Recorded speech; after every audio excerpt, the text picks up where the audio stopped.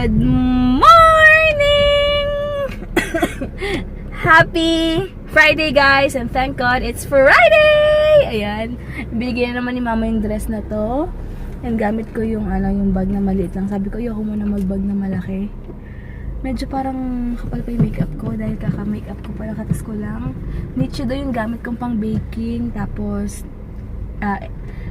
Etude or Etude House na pang kilay. Ayan. Oh, bago ko dyan nila. Naka-view sila. Ganda ng bagong car. Ayan. Asan yung panglabahin? There. Okay. Ayan, papalaba muna kami. Tapos, punta kami ng SM. Ay, magpapalinis pala siya ng nails niya. Gusto ko yung sorry, gusto ko yung siomay ni mama. Pero, hindi siya nag-reply. Kagabi, nakatulog ako na maayos kasi sobrang tinod. Since nag-78, ano yan? Degrees si Heinz nakakape. Sobrang hyper kagabi. Ang tagal niya ako minasage. What time na ako nakatulog? 3 na. 3 na kami nakatulog. Tapos baby 3, nakikisabay. As in, dito, hinilat niya yung buong likod ko. Tapos, yung dito, nirab niya ng, ano yun? Ano ba yung gamit mo? Vicks, no? Vicks sa taas, Vicks. sa likod yung soothing, Ang ganda ng Zen. Ay, mapakita ko sa yung stall ng Zen Nutrients later, ha? Saan? Dun sa may bandang David's lang yun. Okay. Check namin kung magkano yung massage bomb tsaka yung oil kasi maganda. Yung nakatulog naman ako na maayos. Kaya lang alam niyo ba guys, ang mahirap lang sa buntis pag may ubo. Sorry pero pag umuubo ka, lumalabas yung baby mo. Kasi nga diba, lalo na pag gising yung baby, grabe. As in, iba talaga. Ay, nagugutom na ako, makururok na yung tiyan ko.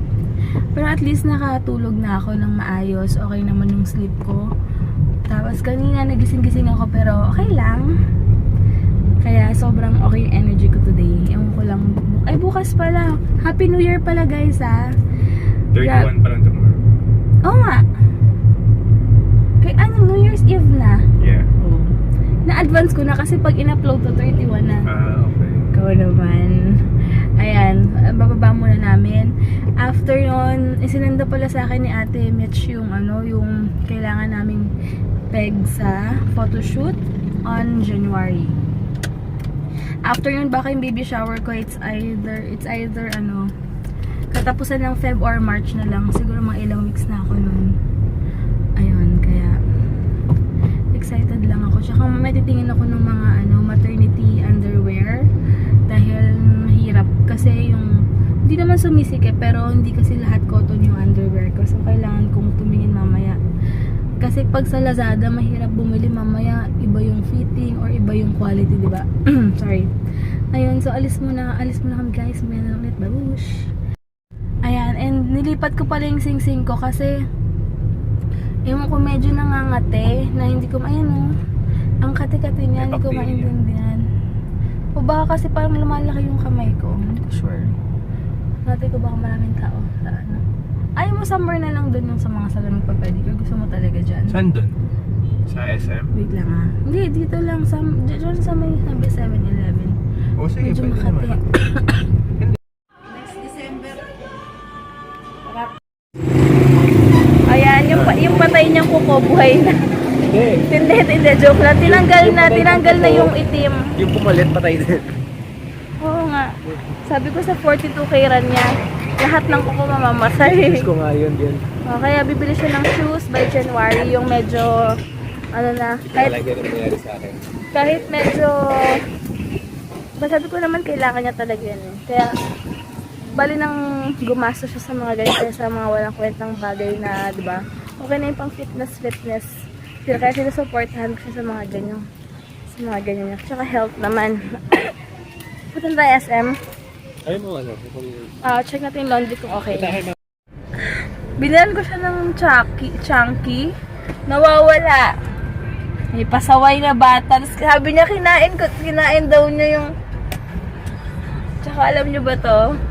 Pag may mahuhulog, madudala siya sa bahay. Titingin muna siya sa akin. Sabi ko, para ako may batang kasama. Kasi para alam mo yung batang madadapa, titingin muna sa nanay kung magagalit. Kung magagalit o magsasabihin. Sabi ko, parang talagang pero dapat daw may poise pa rin daw kahit madulas-dulas siya sa bahay. Loko to eh.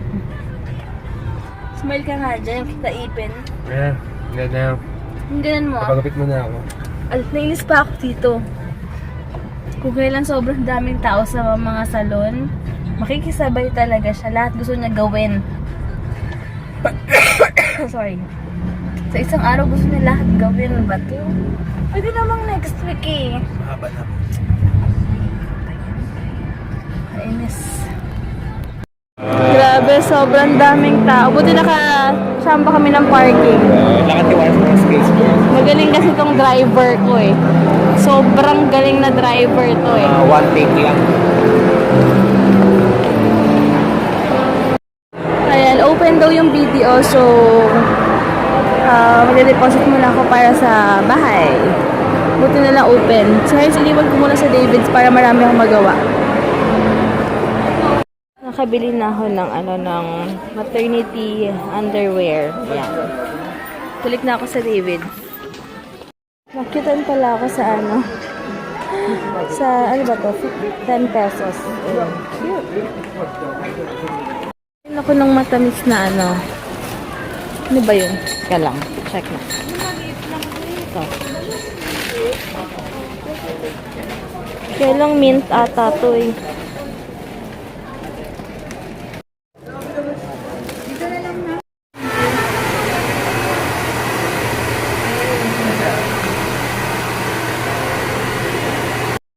Yung ginagamit niyo po na shampoo, conditioner, okay. may freebies from David Salon. Olay na soap. Thank you! Bumili lang kami ng konting snack lang. Para baka traffic kasi. Yes, bagong haircut. Hindi ka na magkakolor ng hair? Or next week na lang? Kunin namin yung pinalaundry si Heinz ay. Didiretso kami kila mama kasi may kukunin kaming spaghetti sauce. Dadalhin namin bukas dun sa sa in-laws ko tsaka sa pinsan ni Heinz. Every year kasi it's either kila kila mama or dun kami nag-spend ng New Year sa pinsan ni Heinz kila Ate Aiza.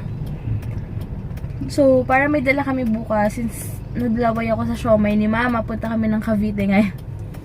Para lang talaga sa siomay, gusto kong kumain ng siomay. Sabi ko kay mama, ba't ngayon siya nagluto nun? Nakakainis, pero makakain ko rin yun. Didiretso kami ng Cavite. Kasi sabi ko kay Heinz, ako na lang sana bukas. Kaya lang sabi niya, mag-isa lang daw ako, magpahinga na lang daw ako bukas dahil nga New Year's Eve, pupunta pa kami sa pinsan niya. So, ngayon na lang daw. Kaya, yun, punta kami doon, kakain, and then, yun lang. And try pala namin yung 52 weeks money challenge. Ako, ang goal namin is 100 pesos. Si Heinz, yata to 20 siya or 10%. Yan yung receipt. Bakit? I-check lang nila kung baka yung nakapila. Ano ba yan? Hindi pa pala sure kung natupina. Ayun. Try namin yung try namin 52 weeks money challenge. So, bala ko, mag-open ako ng bank ulit sa BPI. Kasi, alam ko sa BPI may 100 to 200 lang pag-open.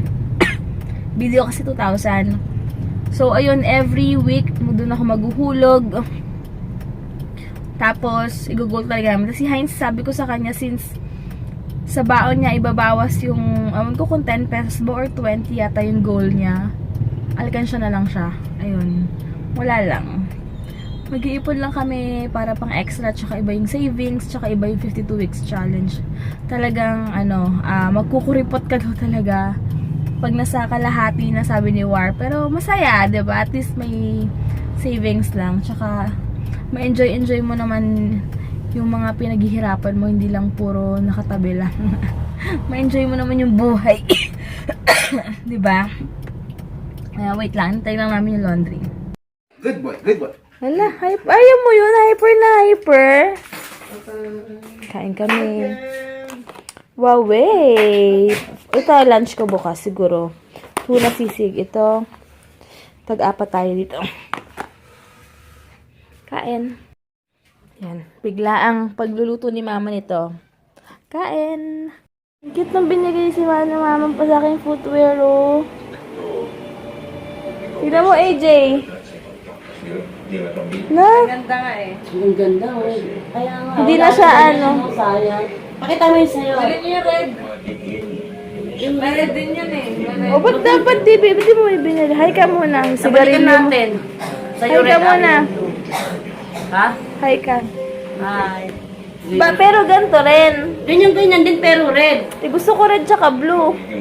Okay. Ganda, maganda. In fairness ay ang Ito cute. yung bed. Bakit ang daming mumurahing ganito? Mukhang mamahalin, ano? Oo nga. So pala tayo, tara. Oo eh. Saan ba May red ito? niyan. Naganda Oo, yung yung red. red eh. Pero ano rin kumikinang. Oo, ganyan din. Ganyan-ganyan. Teka yung ito pala yun. Asan yung mga stepin? Ito po.